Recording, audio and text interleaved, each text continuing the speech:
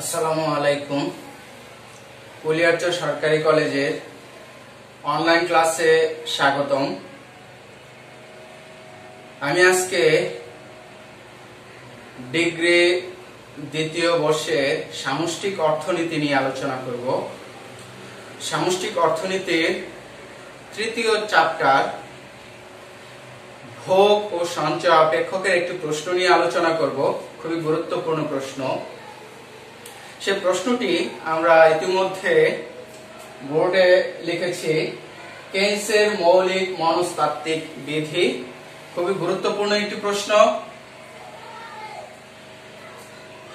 আমরা জানি যে সামষ্টিক অর্থনীতির জনক হচ্ছেন লর্ড জন ম্যানার্ড কেইন্স। এই লর্ড জন ম্যানার্ড কেইন্স ভোগ সম্পর্কে যে মতামত প্রকাশ করেছেন তাই ভোগের মনস্তাত্ত্বিক বিধি বা কেইন্সীয় মৌলিক মনস্তাত্ত্বিক বিধি নামে পরিচিতি লাভ করে। তিনি বলেন, মানুষের ভোগ পরম আয় দ্বারা নির্ধারিত, অর্থাৎ পরম আয়ের উপর নির্ভর করে।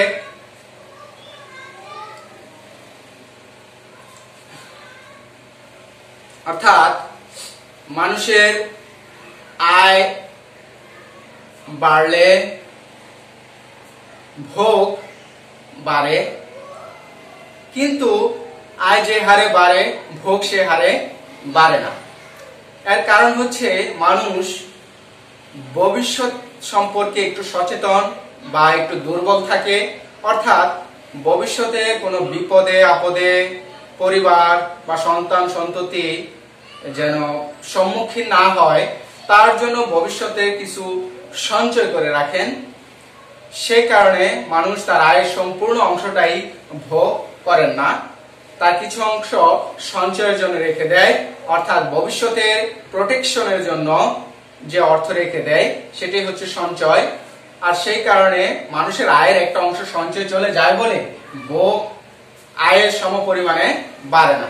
তবে হ্যাঁ, কেইন্স বলেন যে আয় বাড়লে ভোগ বাড়ে, আবার আয় কমলে ভোগ কমে, কিন্তু সেটা সমান হারে না। যেমন একজন ব্যক্তির ইনকাম বা আয়, মাসিক আয় মনে করো যে 20,000 টাকা, সে দেখা গেল এখান থেকে 18,000 টাকা তার পারিবারিক খরচ করে আর 2,000 টাকা ভবিষ্যতের জন্য সঞ্চয় করে রাখেন।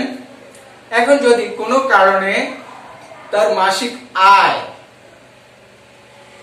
20,000 থেকে বেড়ে 30,000 টাকা হয়ে যায়, তাহলে সেই একই অনুপাতে যদি তার ভোগ বাড়াতে হয় তাহলে দেখা যাবে যে 20,000-এ যদি 18,000 টাকা ভোগ করে, ভোগের জন্য খরচ করে, তাহলে দেখা যাবে 30,000-এ 27,000 টাকা ভোগের নিমিত্তে ব্যয় করা উচিত। তাহলেই হবে সমান হারে ভোগ যে হারে আয় যে হারে বাড়ে ভোগ সে হারে বাড়বে। কিন্তু দেখা যাবে যে না, আয় যে হারে বাড়ে ভোগ সে হারে বাড়বে না। অর্থাৎ মানুষ 27,000 টাকা ব্যয় না করে দেখা যাবে যে 20,000 থেকে 30,000 টাকা তার আয় হওয়ায় 18,000 টাকা যে ব্যয় করতো সেখানে 20,000, 22,000, 23,000 এরকম টাকা খরচ করবে, আর বাকি টাকাটা সঞ্চয়ের জন্য রেখে দিবে। অর্থাৎ হঠাৎ করে আয় বাড়লে হঠাৎ করে মানুষের ভোগ বাড়ে না, আস্তে আস্তে বাড়ে। আবার যদি কোনো কারণে মানুষের আয় কমে যায় তাহলে মানুষ সেই অনুপাতে তার ভোগ কমাতে পারে না। কারণ মানুষের একটা মনস্তাত্ত্বিক প্রবণতা আছে যে সামাজিকতা দেখানোর জন্য যে আমি এখন দরিদ্র হয়ে গেছি, আমার ইনকাম কম, এটা যেন মানুষ বুঝতে না পারে, সে আগের স্ট্যাটাস বজায় রেখেই চলার চেষ্টা করে। আর সেই কারণে মানুষের আয় হঠাৎ করে কমে গেলেও ভোগ হঠাৎ করে সে অনুপাতে কমে না। অর্থাৎ সে তার পূর্বে ভোগটাকে ধরে রাখার চেষ্টা করে যতটা সম্ভব। আর সেই কারণেই কেইন্স বলেছেন যে অন্যান্য বিষয়সমূহ অপরিবর্তিত থেকে মানুষের আয় বাড়লে ভোগ বাড়ে, তবে আয় যে হারে বাড়ে ভোগ সে হারে বাড়ে না। তিনি অন্যান্য অবস্থা বলতে বুঝিয়েছেন যেমন আয় বন্টন স্থির থাকবে, অর্থাৎ মানুষের যে আয় ইনকাম, সেই ইনকামের যেখানে যেখানে যা যেভাবে খরচ করত সেই খরচগুলো একই রকম ভাবে করবে, অর্থাৎ বন্টন ব্যবস্থাটা ঠিক একই রকমের থাকবে। দেশে পণ্যের দাম স্তর স্থির থাকবে, অর্থাৎ পণ্যের দাম স্তর আগে যেমন ছিল, মানুষের ইনকাম বৃদ্ধি হওয়ার কারণে সেই দাম স্তরটা সেই আগের সমানই থাকবে, এটি বলা হয়েছে অন্যান্য অবস্থার মধ্যে। আবার বলা হয়েছে একটি দেশের জনসংখ্যা বৃদ্ধির হার স্থির থাকবে, অর্থাৎ অতীতে যেমন বৃদ্ধির হার ছিল এখনো বৃদ্ধির হার সেরকম থাকবে।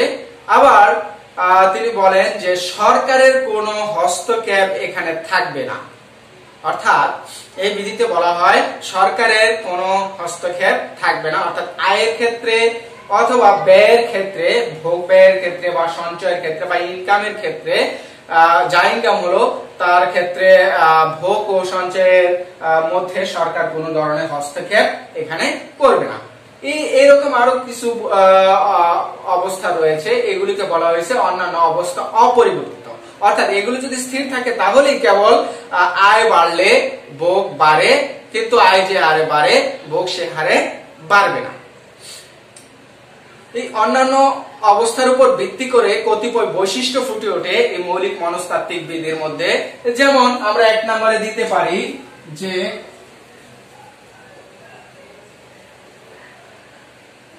ভোগ পরম আয়ের উপর নির্ভরশীল,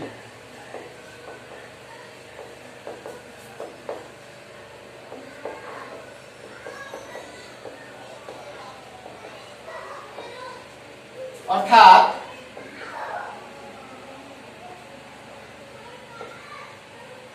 C equal function of y, ভোগ আয়ের উপর নির্ভরশীল, এগুলো হলো বৈশিষ্ট্য।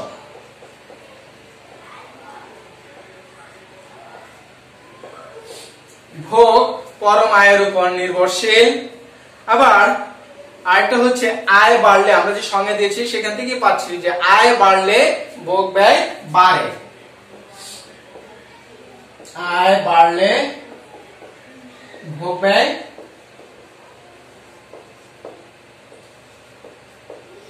বাড়ে, অর্থাৎ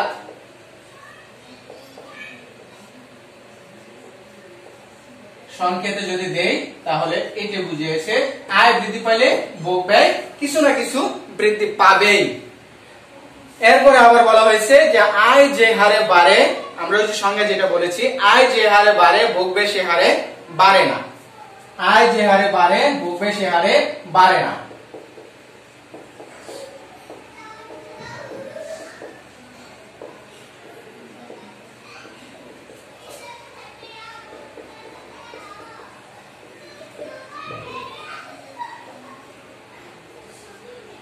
অর্থাৎ তার চেয়ে কম হারে বাড়ে।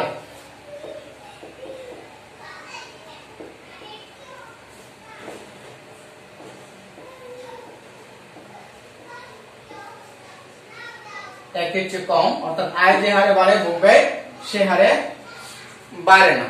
এরপরে আছে আয় যতটুকু বাড়লো সে বর্ধিত আয় সঞ্চয় এবং ভোগের মধ্যে বন্টন হয়ে যাবে, অর্থাৎ বর্ধিত আয়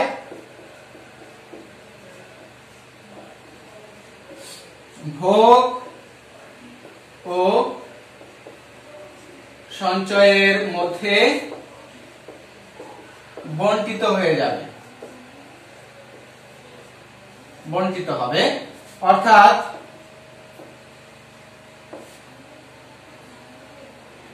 delta Y equal delta C plus delta S.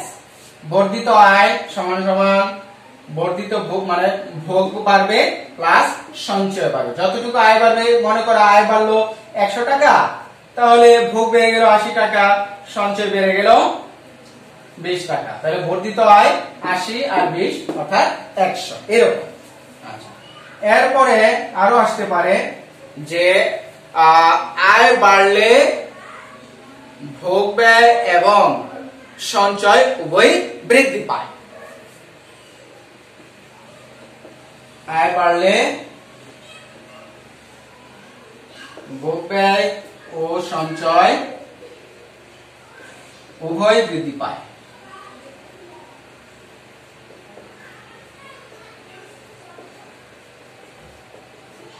অর্থাৎ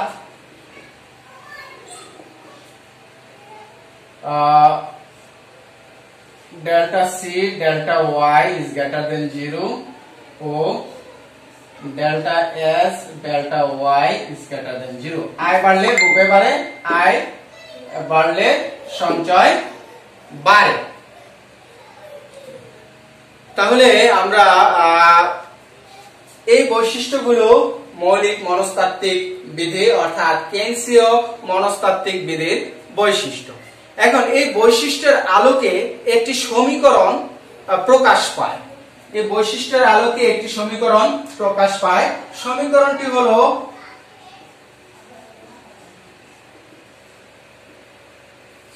যে 0 less than MPC less than 1। MPC হলো প্রান্তিক ভোগ প্রবণতা, অর্থাৎ এই যে delta C by delta Y এটি হচ্ছে প্রান্তিক ভোগ প্রবণতা। এখন প্রান্তিক ভোগ প্রবণতার মান শূন্যের চেয়ে বড় আবার একের চেয়ে ছোট। এটি দ্বারা বুঝিয়েছে যে যেমন 0 less than MPC, শুধু এই অংশটুকু দ্বারা বুঝিয়েছে যে আয় যে হারে বাড়ে, আয় বাড়লে ভোগ কিছু না কিছু পরিমাণে বাড়বেই। মানুষের ইনকাম বাড়লে তার ভোগ কিন্তু আগের সমান থাকে না। আয় বাড়লে আমরা স্বাভাবিকভাবে বুঝি যে মনে করো তোমার কাছে 100 টাকা আছে, বাবা তোমাকে প্রতিদিন 100 টাকা দেয়। এখন যদি কোনো কারণে তোমাকে বাবা 120 টাকা দিল, আগে যদি তুমি 100 টাকার মধ্যে 90 টাকা খরচ করতে, 10 টাকা রেখে দিতে, এখন 120 টাকা তোমার বাবা দেয়, এখন তুমি দেখা যাবে আগে 90 টাকা খরচ করতে, এখন 90 টাকা খরচ করবে না। এখন তোমার কাছে যেহেতু আরো 20 টাকা অতিরিক্ত আছে, তুমি হয়তো 95 টাকা, 100 টাকা, 110 টাকা এরকম খরচ করবে। তাহলে আয় বাড়লে ভোগ কিছু না কিছু বাড়বে। এটা দ্বারা বোঝায় 0 less than MPC, অর্থাৎ প্রান্তিক ভোগ প্রবণতার মান শূন্যের চেয়ে বড়। আর বাকি অংশ যে MPC greater than 1, sorry less than 1, MPC এর মান একের চেয়ে ছোট, একের চেয়ে ছোট, এটা দ্বারা বোঝানো হচ্ছে যে আয় যে হারে বাড়ে ভোগ ব্যয় সে হারে বাড়ে না, তার চেয়ে কম হারে বাড়ে। যদি MPC ইকুয়াল 1 হতো তাহলে আয় যে হারে বাড়ে ভোগ ব্যয় সে হারে বাড়তো। যেহেতু MPC এর মান একের চেয়ে ছোট, তাহলে আয় যে হারে বাড়ে ভোগ ব্যয় তার চেয়ে কম হারে অবশ্যই বাড়বে। আচ্ছা, এই মনস্তাত্ত্বিক বিধিটা পর্যালোচনার জন্য আমরা কেন্সীয় ভোগ অপেক্ষক নিতে পারি, আমরা স্বল্পকালীন ভোগ অপেক্ষক নিতে পারি অথবা দীর্ঘকালীন ভোগ অপেক্ষক নিতে পারি। আমরা সাধারণত কেন্স বলেছেন যে স্বল্পকাল বলে, সরি দীর্ঘকালে আমরা সবাই মৃত। কেন্স একটি কথা বারবার বলেছেন তার বইয়ের মধ্যে, গ্রন্থের মধ্যে, যে দীর্ঘকালে আমরা সকলেই মৃত। আমরা যা আলোচনা করব সকল আলোচনা হবে স্বল্পকালীন, অর্থাৎ স্বল্পকালে মানুষের মানসিক অবস্থা বা দেশের অর্থ ব্যবস্থা, অর্থনৈতিক অবস্থা কিভাবে পরিচালিত হচ্ছে, পরিবর্তিত হচ্ছে, সেটাই হলো মূলত আলোচনার বিষয়। সেই সমস্যার সমাধান করাটাই হলো মূলত অর্থনীতির আলোচনার বিষয়। এটা কেন্স বলেছেন। আর সে কারণে তিনি বলেছেন যে দীর্ঘকালে আমরা মৃত। স্বল্পকাল যদি ঠিক হয়ে যায় তাহলে দীর্ঘকাল অর্থাৎ ডে বাই ডে এটা ঠিকভাবে পরিচালিত হবে। আর সেই কারণে তার তো বেশিরভাগ মানে সকল তত্ত্বই সাধারণত স্বল্পকাল নিয়ে আলোচনা হয়ে থাকে। আর সেই কারণে আমরা তার এই মনস্তাত্ত্বিক বিধি আলোচনার জন্য কেন্সীয় স্বল্পকালীন ভোগ অপেক্ষক আমরা নিয়ে আলোচনা করব। সেটা হলো C equal A plus BY। এটা হচ্ছে কেন্সের স্বল্পকালীন ভোগ অপেক্ষক। আমরা যদি দীর্ঘকালীন ভোগ অপেক্ষক বলতাম তাহলে A এখানে হতো না, অর্থাৎ C ইকুয়াল BY হয়ে যেত। এখানে C আমরা জানি আগের ক্লাসে আলোচনা করেছি, C হচ্ছে ভোগ ব্যয়, A হচ্ছে স্বয়ংভূত ভোগ, আর BY হচ্ছে প্ররোচিত ভোগ। এখানে শুধুমাত্র বিটা হলো এই যে একটু আগে লিখেছিলাম MPC, B হচ্ছে MPC অর্থাৎ প্রান্তিক ভোগ প্রবণতা। আর স্বয়ংভূত ভোগ হলো যেটা আয়ের সাথে কোনোভাবে সম্পর্কিত না, আয় বাড়লে কমলে এখানে কোনো কিছু পরিবর্তন হয় না এই ভোগের, এটাই হচ্ছে স্বয়ংভূত ভোগ। আর প্ররোচিত ভোগ হচ্ছে আয়ের পরিবর্তনের ফলে এই ভোগটার পরিবর্তন হবে, এটা হলো প্ররোচিত ভোগ। আর বি হচ্ছে প্রান্তিক ভোগ প্রবণতা, অর্থাৎ আয়ের পরিবর্তনের ফলে ভোগের কতটুকু পরিবর্তন হলো ওই পরিবর্তনের অনুপাতটাকে বলা হয় প্রান্তিক ভোগ প্রবণতা। আমরা এটাকে যদি কাল্পনিক ভাবে চিন্তা করি সংখ্যা দিয়ে,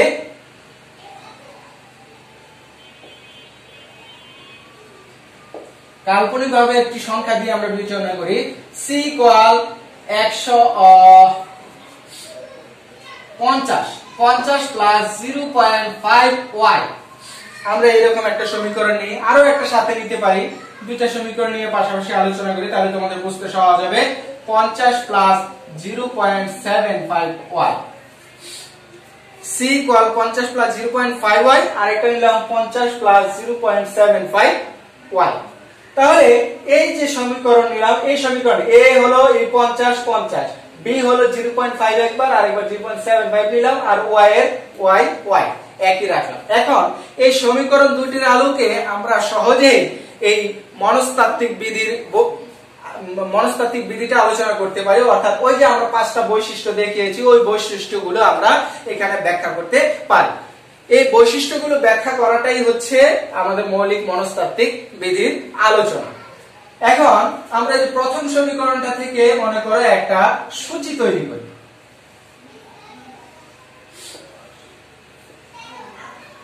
এখানে নিলাম আয়, ওয়াই, এখানে ভোগ, এখানে সঞ্চয়, আর দ্বিতীয়টা থেকে পাশাপাশি আরেকটা নেই,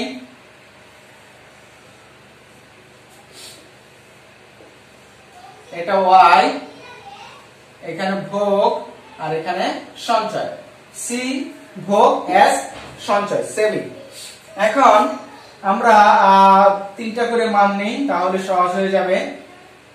আমরা নিলাম 50, 100, 150, এখানেও নিতে পারি,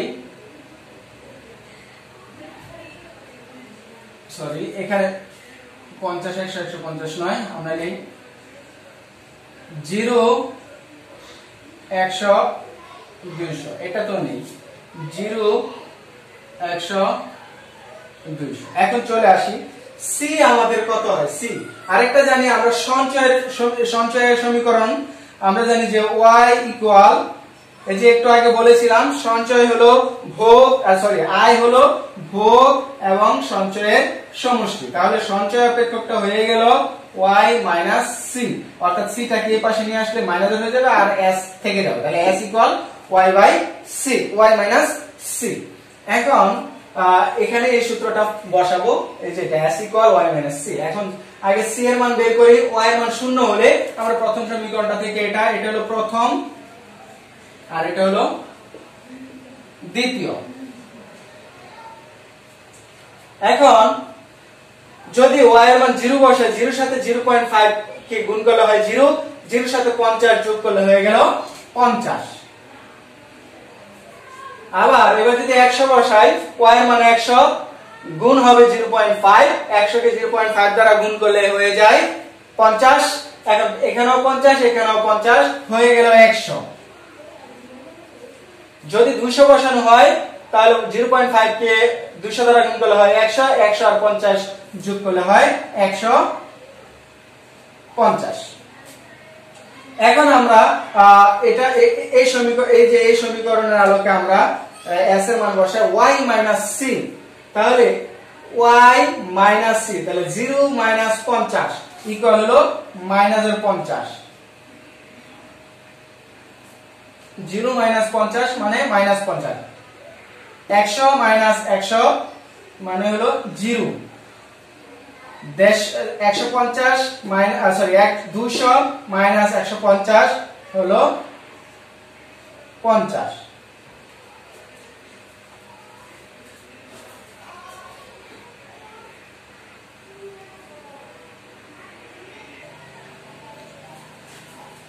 এখন দ্বিতীয় সমীকরণের আলোকে যদি আমরা এখানে বসাই তাহলে আসো 0 হলে 0 কে 0.75 দিয়ে গুণ করলে হয়ে যায় 0, 0 আর 50 যোগ করলে হয় 50। আবার যদি 100 দ্বারা গুণ করি তাহলে 0.75, 0.75 কে 100 দ্বারা গুণ করলে হয় 75, 75 আর 50 125। আবার যদি 200 দ্বারা গুণ করি 0.75 কে হয়ে যায় 150, 150 আর 50 হয়ে যায় 200। আরো একটা সংখ্যা নিয়ে নিই আমরা, তাহলে সহজ হবে বুঝতে। যদি আমরা এখানে 300 নিই তাহলে 300 দ্বারা গুণ করলে হয় 275, 275 আর 50। 300 দ্বারা গুণ করলে 3 5 15, 3 7 21, 22, 225, 225 আর 50 যোগ করলে হয় 275, 275। এখন আমরা এখানে s অর্থাৎ এই সমীকরণের সাহায্যে বসাই। 0 থেকে 50 বিয়োগ করলে হয় -50, 100 থেকে 125 বিয়োগ করলে হয় -25, 200 থেকে 200 0, 300 থেকে এটা বিয়োগ করলে 25। তাহলে এই হলো আমাদের দুইটা সূচি। এই সূচির মাধ্যমে আমরা দেখতে পাই ওই বৈশিষ্ট্যগুলো, যেমন আমরা বলেছিলাম যে আয়ের উপর, এই যে আয়ের উপর ভোগ সঞ্চয় দুইটাই নির্ভর করে। আয় যদি বাড়ে ভোগ সঞ্চয় দুইটাই বাড়ে, কারণ আয় যদি আমরা না বসাই তাহলে ভোগও বের করতে পারি না, সঞ্চয় বের করতে পারি না। তাই আমরা বলতে পারি আয়ের উপর ভোগ ও সঞ্চয় উভয় নির্ভর করে। এরপরে আয় বাড়লে ভোগ সঞ্চয় দুইটাই বাড়ে। যেমন আয় 0 থেকে 100 200 হয়েছে, তাহলে ভোগও বাড়ছে 50 থেকে 100, 100 থেকে 150, সঞ্চয় বাড়ছে ঋণাত্মকের 50 থেকে 0 হয়েছে, অর্থাৎ -50 থেকে 0 অবশ্যই বড়, তাই এটা বৃদ্ধি পেয়েছে। আবার 0 থেকে 50 এটাও বড়। সেম এই ক্ষেত্রে একই ঘটনা ঘটছে, এটা বাড়তেছে, এটাও বাড়তেছে, এটাও বাড়তেছে। তাহলে আমরা বলতে পারি যে আয় বাড়লে ভোগ সঞ্চয় দুইটাই বাড়ে। আবার আমরা বলেছিলাম যে আয় যে হারে বাড়ে ভোগ সে হারে বাড়ে না, তার চেয়ে কম হারে বাড়ে। তাহলে আয় যে হারে বাড়ে ভোগ ও সঞ্চয় উভয় কি সমান হারে বাড়ে না, বরং তার চেয়ে কম হারে বাড়ে। যেমন আয় বাড়ছে এখানে 0 থেকে 100, কত বাড়লো 100। আবার 100 থেকে 200, তাহলে আয় বাড়ছে 100 100 করে, আয় বাড়ছে 100 100 করে, কিন্তু ভোগ বাড়ছে 50 50 করে। 50 থেকে 100, 100 থেকে 150, সঞ্চয় সেম বৃদ্ধি পেয়েছে 50 50 করে। এখানেও সেম কেস, আয় বাড়লো 100 100 100 করে, অর্থাৎ 0 100 200 300 হলো। সেক্ষেত্রে ভোগ বাড়লো কত 50 থেকে 125, মানে 75। 100 স্থলে বাড়লো 75, আবার 125 থেকে 200 অর্থাৎ আবারও 75 বাড়লো, আবার 200 থেকে 275 আবারও 75 বাড়লো। তাহলে আয় বাড়তেছে 100 করে, কিন্তু ভোগ বাড়তেছে 75 করে। সেম সঞ্চয় বাড়তেছে 25 করে, মাইনাসের 50 থেকে মাইনাসের 25, অর্থাৎ মাইনাসের মান যত বড় হয় সেটা প্রকৃত অর্থে ছোট। তাই মাইনাসের মান হচ্ছে 50 এর চেয়ে মাইনাসের 25 মান অবশ্যই বড়, অর্থাৎ 25 বড়। আবার মাইনাসের 25 থেকে 0, অর্থাৎ 25 বড়, আবার 0 থেকে 25 আবারও 25 বড়। তাহলে এটা 25 25 করে বাড়ছে, এটা 100 এর চেয়ে কম। আবার এটা 75 75 করে বাড়ছে, এটাও 100 এর চেয়ে কম। অর্থাৎ আয়টা যে মানে আয়টাকে সঞ্চয় এবং ভোগের মধ্যে বন্টন হয়ে গেছে। তাহলে এই বৈশিষ্ট্য এখানে হয়ে গেল যে আয় বাড়লে ভোগ সঞ্চয় উভয় বাড়ে। আবার আয় যতটুকু বাড়ে ততটুকু ভোগ ও সঞ্চয়ের মধ্যে বন্টিত হয়ে যায়। যেমন আয় হলো 0, তাহলে 50 আর 50 যোগ করলে হয় 0, 50 আর -50 যোগ করলে হয় 0। এখানে ফল হলো 100, 100 আর 0 যোগ করলে হয় 100। এখানে 200, 150 আর 50 যোগ করলে হয় 200। সেম কেস, এরকম 50 50 বিয়োগ করলে 0, 125 থেকে 25 গেলে 100, 200 আর 0 যোগ করলে 200, 275 থেকে 275 আর 25 যোগ করলে 300। তাহলে দেখা গেল যে আয় যতটুকু বাড়লো সেটা ভোগ এবং সঞ্চয়ের মধ্যে বন্টন হয়ে যায়। তাহলে এই বৈশিষ্ট্যগুলো আমরা এখান থেকে বুঝতে পারলাম, অর্থাৎ ভোগের মৌলিক মনস্তাত্ত্বিক বিধি অর্থাৎ কেন্সীয় মনস্তাত্ত্বিক বিধি এখানে দেখানো হয়েছে। অর্থাৎ ওই ভোগের যে বৈশিষ্ট্যগুলো, কেন্স যে বৈশিষ্ট্য কথা বলা হয়েছে, অর্থাৎ মনস্তাত্ত্বিক বিধি যে সংজ্ঞাটা দিয়েছেন, মূল কথাটা হলো এই যে মানুষের আয় বাড়লে ভোগ বাড়ে, তবে আয় যে হারে বাড়ে ভোগ সে হারে বাড়ে না। এখন আমরা এটাকে একটু চিত্রভিত্তিক আলোচনা করতে পারি। যেমন এটা থেকে আমরা একটা চিত্র আঁকি, তাহলে আমরা সহজে আবার একটু ব্যাখ্যা দিয়ে দিতে পারবো। এই হলো ভূমি অক্ষ আয়, লম্ব অক্ষে হলো ভোগ এবং সঞ্চয়। এখন আমরা আয় হলো 0 100 200 সমান ব্যবধানে 100, এই হলো 200, এই হলো 100, এই হলো 200 আমাদের আয়। আর ভোগ হলো 50 করে দেওয়া হয়েছে, 50 100 150, 50 100 150। সঞ্চয় 50 0 -50, তাহলে নিচে আরেকটা মাইনাসের 50 নিয়ে নিলেই হয়ে গেল ভোগ আর সঞ্চয়ের হিসাব। এখানে চলে আসি, আগে আয় দিয়ে ভোগ রেখাঙ্কন করি। শূন্যতে ভোগ হলো 50, শূন্যতে ভোগ 50, এই যে এখানে এই বিন্দুটা। 100 তে 100, তাহলে এই যে 100, এই হলো 100 তে 100। আবার 200 তে 150, এই হলো 200,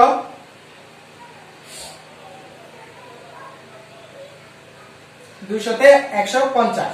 এখন আমরা এই রেখাটা যোগ করে ফেলি। এটা একটা সরল রেখা, একটু বাঁকা হয়েছে, হাতে আছি তো তাই একটু বাঁকা হয়ে গেছে। এই হলো আমার ভোগ রেখা। আর সঞ্চয় রেখা সেম, শূন্যতে -50, এই হলো শূন্যতে -50, 100 তে 0, এই হলো 100 তে 0, আবার 200 তে 50, এই হলো 200 তে 50 আসবে এখানে। এই এখন আমরা এই রেখাটা যোগ করে দিই, এই হলো আমার সঞ্চয় রেখা। আর আমরা এখানে আমরা জানি যে যে কোনো একটা চিত্র যখন অঙ্কন করি, এই কোণটুকুর নাম হলো 90 ডিগ্রি। এই কোণটুকুর মান হলো 90 ডিগ্রি। এর কারণ হলো এটা একটা সমকোণ। আর আমরা জানি এই কারণে এটা 90 ডিগ্রি, কারণ আমরা জানি একটা বৃত্ত হলো 360 ডিগ্রি। তাহলে 360 ডিগ্রিকে যদি অর্ধেক করি, তাহলে এই অর্ধেকের মান হয়ে গেল 180 ডিগ্রি। এই 180 ডিগ্রিকে যদি আবার অর্ধেক করি, তাহলে এখানে হয়ে যাবে 90 ডিগ্রি, এই পাশে 90 ডিগ্রি, এই হলো 90 ডিগ্রি। তাই একটা কোণ হচ্ছে আমাদের 90 ডিগ্রি। আর এখন এই 90 ডিগ্রির মাঝখান দিয়ে যদি একটা রেখা অঙ্কন করি, তাহলে সেটা হয়ে যাবে 45 ডিগ্রি রেখা। অর্থাৎ এখান থেকে আমরা একটা মাঝখান বরাবর একটা 45 ডিগ্রি রেখা অঙ্কন করলাম। অর্থাৎ 45 ডিগ্রি রেখার প্রত্যেকটা বিন্দুতে ভোগ এবং আয় সমান, সঞ্চয় এবং আয় সমান। 45 ডিগ্রি মানেই হলো এই পাশের মান আর এই পাশের মান সমান থাকবে, সেই কারণে ইহা 45। যেমন এই যে এই বিন্দু দিয়ে গেল, এই পাশে আছে 100, এই পাশেও আছে 100, সেই কারণে এটা 45 ডিগ্রি রেখা। এখন আমরা দেখতে পাচ্ছি যে ভোগ রেখা এবং সঞ্চয় রেখা, দুইটা রেখাই 45 ডিগ্রি রেখার নিচে অবস্থান করছে। এর কারণ এটা দ্বারা বোঝানো হচ্ছে যে 45 ডিগ্রি রেখার মানে হচ্ছে যে আয় যে হারে বাড়ে, ভোগ বেশি হারে বাড়বে। যেমন 45 ডিগ্রি রেখা এখানে ভোগ 100, আয় 100, এটা দ্বারা বোঝানো হয়েছে। এটা ভোগ 100, আয় 100, যেমন এই যে 100 100, তাহলে এই 45 ডিগ্রি রেখার প্রত্যেকটা বিন্দু ভোগ এবং আয় কি থাকবে, সমান থাকবে। কিন্তু ভোগ রেখা দেখা যায় এখানে সমান, কিন্তু এর পরবর্তীতে দেখা যায় 45 ডিগ্রিতে এই জায়গায় আসলে ভোগ এবং আয় সমান হতো, কিন্তু আমাদের ভোগ রেখাটা তার চেয়ে নিচে আছে বিন্দুটা। তার মানে দেখা যায় 45 ডিগ্রি রেখার নিচে, মানে হলো আয় যে হারে বাড়ে, ভোগ ব্যয় সে হারে বাড়ে না।